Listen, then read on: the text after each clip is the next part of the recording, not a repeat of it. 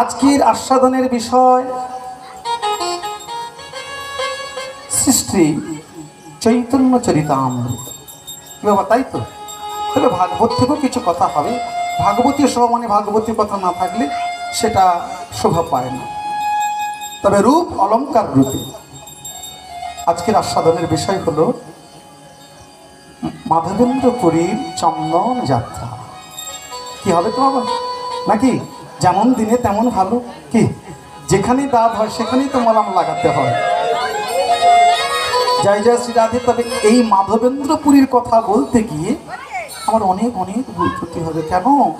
তিনি যে আমার মহাপ্রভুর পরম গুরু, যিনি यद्वैतं ब्रह्मोपनिषदि तदपश्यतोऽनुभा यो आत्मार अन्तर्जामी पुरुष सहस्रांश विभव षडैश्चर्यैः पूर्णा यो भगवान् स स्वयमयं न चैतन्यात् कृष्णर जगति परो तत्त्व परमिह।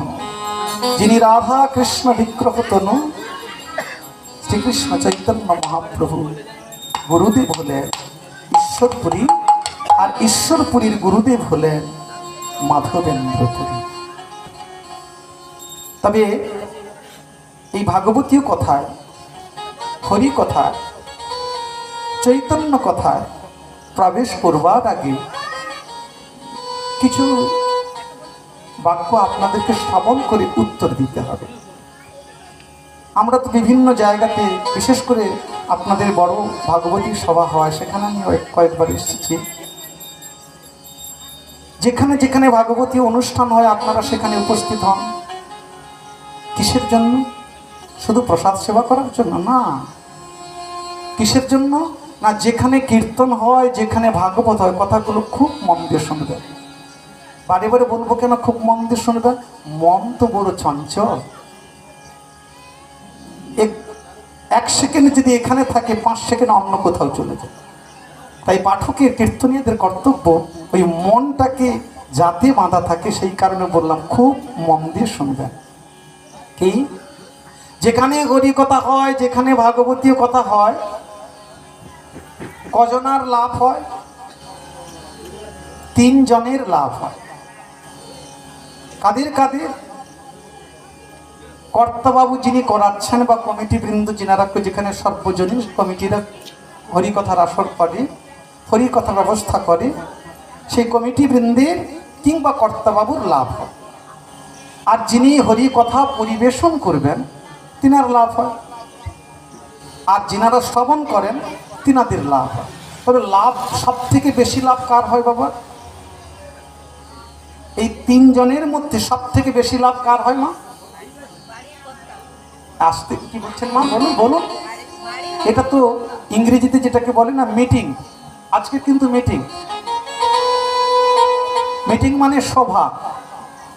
দেখবেন এই যে ইলেকশন এসছে, আমি কোনো রাজনীতির কথা বলবো না, কেন প্রয়োজন আমার কি? তাই ইলেকশনের সময় দেখবেন মন্ত্রী, এমএলএ, এমপিগণ বেশ বিশিষ্ট বিশিষ্ট জায়গায় এসে তারা সভা করে, সভা মঞ্চে দাঁড়িয়ে তারা বক্তৃতা দেয়। বা গ্রাম্য সভা যখন আপনাদের হয়, সেই গ্রাম্য সদস্যদের আহ্বান করে একটা সভা তৈরি হয়, মিটিং হয়। সেখানে কি হয় মা? এই যে এদিকে তোমার পাড়ায় কাঁচা বাড়ি আছে, এই যে তোমার পাড়ায় পাকা রাস্তা আছে, হয়েছে? বলছে না। ঠিক আছে, এটা খাতায় নোট করে নাও, এই রাস্তাটা ঢালাই রাস্তা করতে হবে, পাকা রাস্তা করতে হবে, কাঁচা রাস্তা পাকা হবে, কাঁচা ঘর পাকা হবে, যেখানে জল নেই সেখানে জলের ব্যবস্থা হবে। সেটাকে বলা হয় বক্তৃতা। আর এখানে বক্তৃতা, তবে এটাও সভা, এটাও মিটিং। তো এই মিটিংয়ে কি হবে? ওই কাঁচা বাড়ি যাদের, তাদের পাকা হবে। যার রাস্তাটা কাঁচা তার রাস্তাটা পাকা হবে।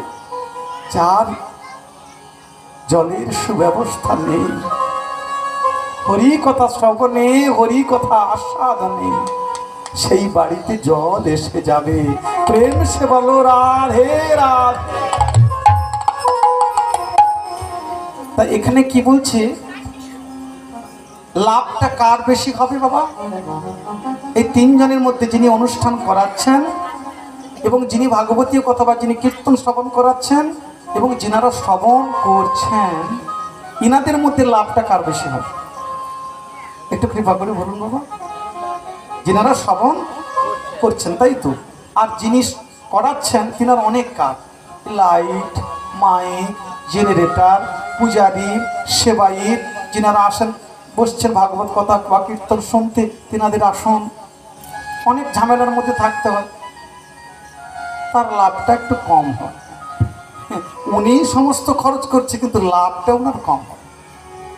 আর যাদের কোনো খরচ নেই তাদের লাভটা বেশি হয়। কি খরচ নেই? এই যে টুক করে বসলেই হয়। শুধু যদি কেউ দূর থেকে আসে তো একটু গাড়ি ভাড়া খরচ করে আসতে হয়, হরিকথা শ্রবণ হলো, প্রসাদ পেলো, ব্যাস সেখানে সেদিন রাত্রি থাকলো, তারপরের দিন যেতে পারে, সামনাসামনি হলে বাড়ি চলে যায়।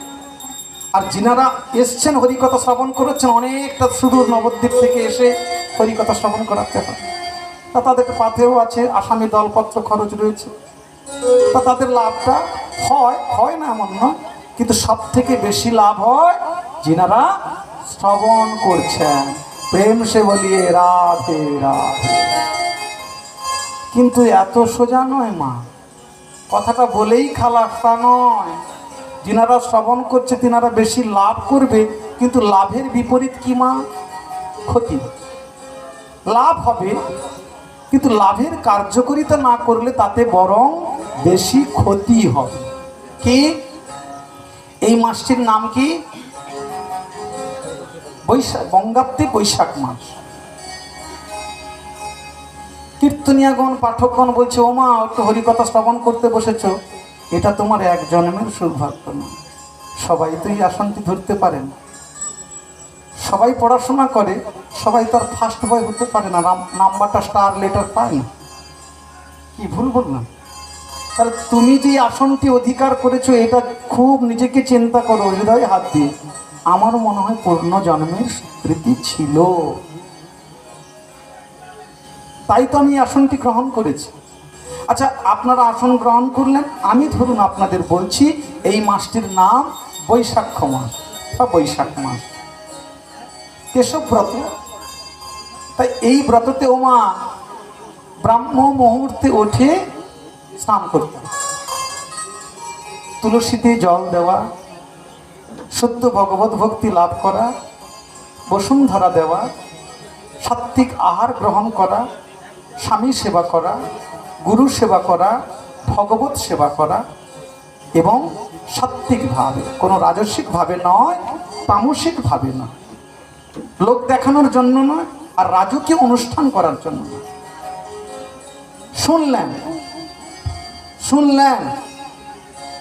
কিন্তু আগামী দিন মানে কালকে বাড়িতে গিয়ে যদি প্রতিপালন না করেন তাহলে কি লাভ উঠানো গেল? শুনলেন কিন্তু করা হলো, তাহলে কি লাভ হবে? সেই জন্য বললাম, যারা শ্রবণ করে তাদের বেশি লাভ হয়, কিন্তু শ্রবণ করে যদি প্রতিপালন না করে লাভের থেকে ক্ষতি বেশি হয়। সে কারণের জন্য বলি একটু খুব মন দিয়ে শ্রবণ করবো। আমরা কি শ্রবণ করব না? মহাপ্রভুর পরম গুরু, গুরুর গুরু। আজকের দিনটি সেই দিন, অক্ষয় তৃতীয়া। যা যা করবেন আপনার অক্ষয় থাকবে। তবে সেই লীলা আস্বাদন করার পূর্বে একটু কথা আপনাদের জানাই।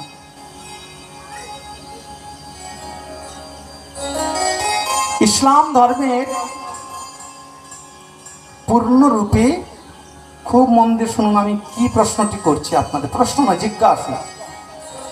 ইসলাম ধর্মের পূর্ণরূপে ধর্মীয় গ্রন্থের নাম কি? যেখানে যেখানে হরিকথা হয় সেখানে কীর্তনিয়া বলে, পাঠক বলে, আপনারা কিছু বলবেন না, সুযোগ দেওয়া হবে না? সেটা কি কখনো হয় নাকি? শ্রোতার বক্তা এক হতে হবে। ভালো করে দেখুন, এই মালাটি বিভিন্ন বৃক্ষে প্রস্ফুটিত ছিল।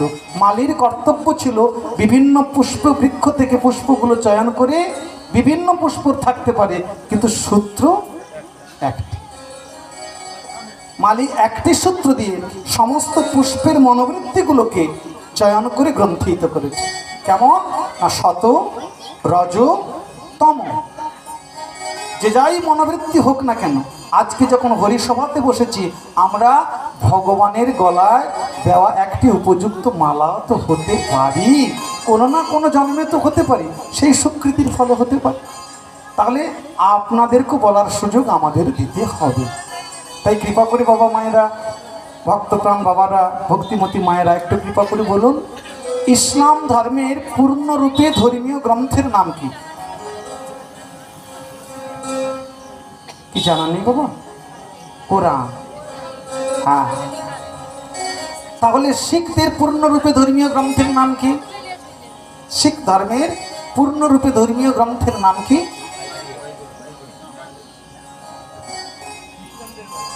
যে গ্রন্থের মধ্যে, শিখ ধর্মের পূর্ণরূপে ধর্মীয় গ্রন্থের মধ্যে যিনার নামটা উজ্জ্বল নক্ষত্রে রয়েছে, কে জানেন? বাল্মীকি রুহিদাস, যিনি ধর্মরাজ যুধিষ্ঠিরের বৈষ্ণব সেবাতে সেবা গ্রহণ করেছিলেন। সেই গ্রন্থটিতে উজ্জ্বল নক্ষত্রে তার নাম রয়েছে। সেই গ্রন্থটির নাম হলো কি? গ্রন্থ সাহেব। কি বুঝতে পারলেন বাবা? শিখ ধর্মের পূর্ণরূপে অনেক গ্রন্থ, কিন্তু পূর্ণরূপে ধর্মীয় গ্রন্থের নাম হলো গ্রন্থ সাহেব। এবার খ্রিস্টানদের পূর্ণরূপে ধর্মীয় গ্রন্থের নাম কি? বাইবেল। বৌদ্ধ ধর্মের পূর্ণরূপে ধর্মীয় গ্রন্থের নাম কি? ত্রিপিটক। একটু কৃপা করে বলবেন তো, আমরা মুসলমান নই তো? ও, আমরা খ্রিস্টানও নই। তাহলে আমরা কি? সনাতন ধর্মের, সনাতন ধর্ম অবলম্বী জীব বা মানুষ। তাহলে এই সনাতন ধর্মের পূর্ণরূপে ধর্মীয় গ্রন্থের নাম কি?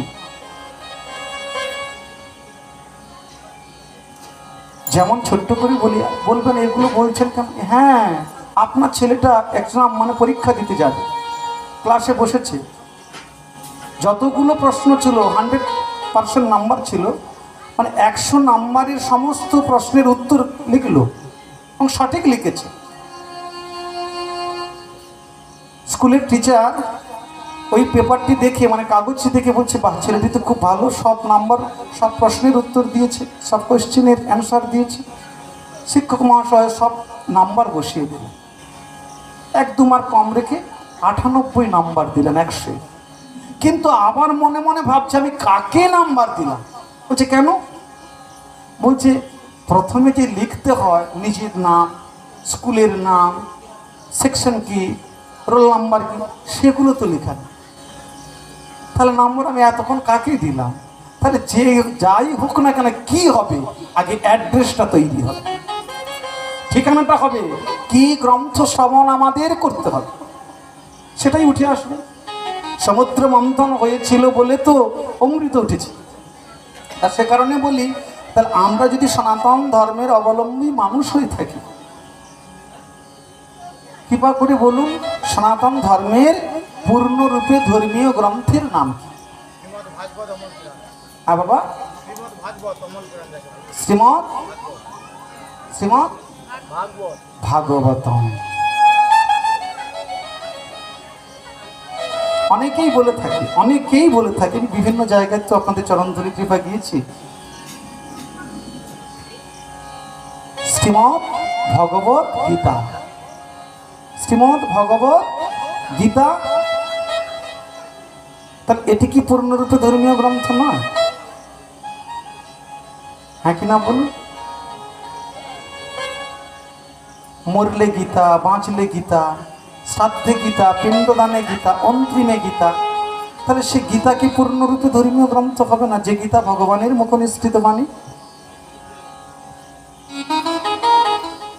বাবা বলুন।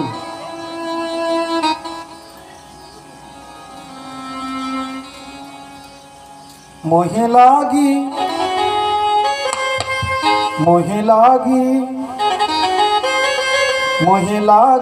लगन गुरु, मोहे लागी लगन गुरु, चरणन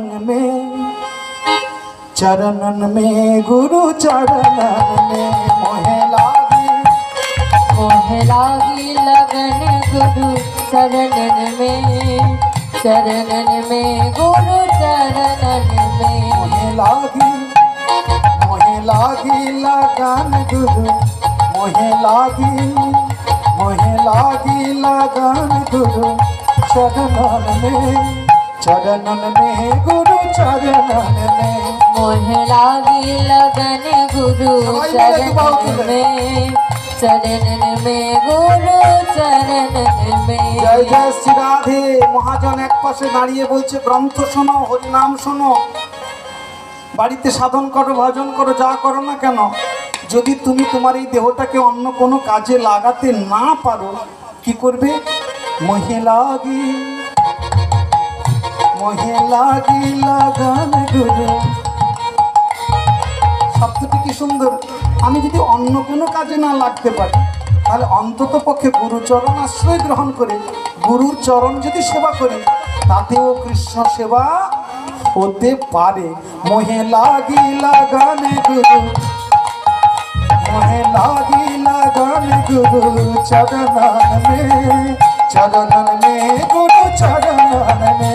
मोहे लागी लगन उलुध्वनि गुरु हरिध्वनि निभाए गौर हरि हरि बोल। चरणन में गुरु चरणन में मोहे लागी लगन गुरु चरणन में चरणन में गुरु चरणन में गुरु चरणन में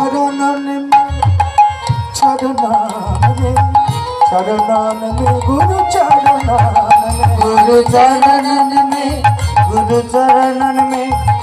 चरणन में गुरु चरणन में मोहे लागी हरि हरि बोल। लागी लगन गुरु चरणन में चरणन में गुरु चरणन में चरणन में गुरु चरणन में चरणन में गुरु चरणन में चरणन में गुरु चरणन में चरणन में गुरु चरणन में चरणन में गुरु चरणन में। जय जय श्री राधे श्याम। এবার উত্তরটা বলুন, শ্রীমদ্ ভগবত গীতা কি হতে পারে না বাবা?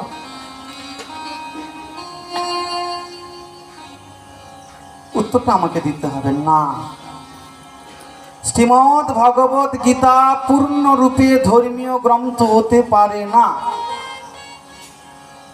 মনে মনে ভাবছেন, ভেতরে ভাবছেন, পিছনে গালি দেবেন না, পিছনে কিছু বলবেন না, সামনেই বলবেন। আমি শেষে প্রয়োজনে মাইক দেব। যদি আপনাদের কিছু জানার থেকে, আমার যদি কিছু গুরুকৃপা থেকে থাকে, নিশ্চয়ই উত্তর দেওয়ার চেষ্টা করব। এই যে মায়েরা, ভক্তিমতী মায়েরা, ভক্তমণ্ডলী বাবারা, আমাদের কাছে বহু সমস্যা এসে দাঁড়াবে। গীতা গ্রন্থ, ভাগবত গ্রন্থ, গীতা গ্রন্থ পূর্ণরূপে ধর্মীয় গ্রন্থ হতে পারে না, এটি কেমন কথা?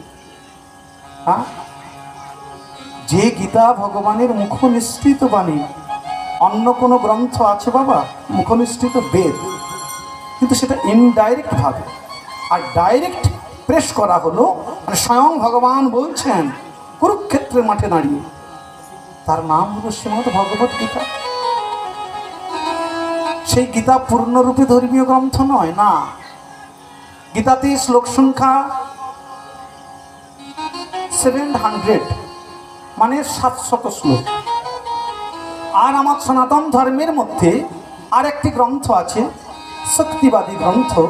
সেই গ্রন্থটির নাম হলো, দেখবেন যেখানে ভগবানের অবতার বিশেষের আরাধনা হয় সেখানে কিন্তু গীতা পাঠই হয়, আর যেখানে দেবীর আরাধনা হয় সেখানে সেই গ্রন্থটি পাঠ হয়, যে গ্রন্থটির নাম আমার থেকে আপনারা ভালো জানেন। কি বাবা, কি পুরাণ পাঠ হয়? দুর্গোৎসবে, কালী পুজোতে কি পাঠ হয়? চণ্ডী পাঠ। গীতার চণ্ডী, চণ্ডীর শ্লোক 700 আর গীতার শ্লোকও 700, কিন্তু এই 700 গীতার শ্লোকের মধ্যে ভগবানের কিন্তু 700 শ্লোক নয়। তাহলে ভগবানের কতগুলো শ্লোক? ভগবানের মুখনিষ্ঠিত বাণী, যেখানে যেখানে ভগবান বাচ রয়েছে সেটাই হলো ভগবানের শ্লোক, ভগবানের মুখনিষ্ঠিত বাণী। দেখবেন ভালো করে যেনারা গীতা অধ্যয়ন করেন নিত্য, বা না হলে মাসান্তে, না হলে বৎসরান্তে, না হলে জীবনান্তে, আপনাকে গীতার কাছে যেতেই হবে। যে জীব গীতার কাছে যায় না তার কখনো মুক্তি হয় না। প্রেম সে বলো ভগবান কানাইয়া লাল কি, রাধা রানী কি। কি বলছে? নিত্য গীতা পাঠ করতে হয়। নিত্য যদি না পারো পক্ষান্তে মানে 15 দিনের মধ্যে একবার করে গীতা পাঠ করো। 15 দিন যদি না পারো মাসান্তে, মাসান্তে যদি না পারো বৎসরান্তে, বৎসরান্তে যদি না পারো অন্তত পক্ষে জীবনান্তে শেষের দিনও একটু গীতা গীতা বলে উচ্চারণ করো, তাতে মোক্ষ লাভ হবে। তাহলে গীতার মধ্যে ভগবানের মুখনিষ্ঠিত শ্লোক সংখ্যা কয়টি? 574, মানে 574। 574 বার ভগবান বলেছে। আর অর্জুন প্রশ্ন করেছে শুনেছে, প্রশ্ন করেছে শুনেছে, যেখানে যেখানে গীতাতে অর্জুন ওয়াজ, সেটাই হলো অর্জুন বলছে। কয়বার না? 85, মানে 85টি শ্লোক অর্জুন। সঞ্জয় যখন কুরুক্ষেত্র যুদ্ধ আরম্ভ হয়েছিল, সেই কুরুক্ষেত্রের যুদ্ধের সময় কৃষ্ণ দ্বৈপায়ন বেদব্যাস ঠাকুর অন্ধ ধৃতরাষ্ট্রকে, হস্তিনাপুরের মাননীয় মহারাজ অন্ধ ধৃতরাষ্ট্রকে দিব্যজ্ঞান প্রদান করতে চেয়েছিলেন, কিন্তু অন্ধ ধৃতরাষ্ট্র সেই দিব্যজ্ঞান গ্রহণ করেনি, না করে সঞ্জয়কে দিতে বললেন। গবলগণের পুত্রের নাম হলো সঞ্জয়। কার পুত্র? গবলগণের পুত্র। সেই সঞ্জয়কে দিব্যদান করেছিলেন, দিব্যজ্ঞান দান করেছিলেন। সঞ্জয় কুরুক্ষেত্র যুদ্ধে যাহা হচ্ছে তাহা এই হস্তিনাপুরে বসে ধৃতরাষ্ট্রকে বললেন, দর্শন করে বললেন। সেই সঞ্জয়ের শ্লোক সংখ্যা হলো 40, মানে 40টি। আর একটু কৃপা করে এবার বলুন দেখি বাবা, এই কুরুক্ষেত্রের যুদ্ধে খলনায়ক কে? এই কুরুক্ষেত্রের যুদ্ধে শ্রেষ্ঠ খলনায়ক কে? হ্যাঁ বাবা, কে মা? কৃষ্ণ না। তিনি যে বলেছে যদা যদা হি ধর্মস্ম গ্লানি ভবতি ভারতম অভ্যুত্থানম অধর্মস্য তদাত্মানম সৃজাম্যহম পরিত্রাণায় সাধুনাং বিনাশায় চ দুষ্কৃতাম ধর্ম সংস্থাপনার্থায়।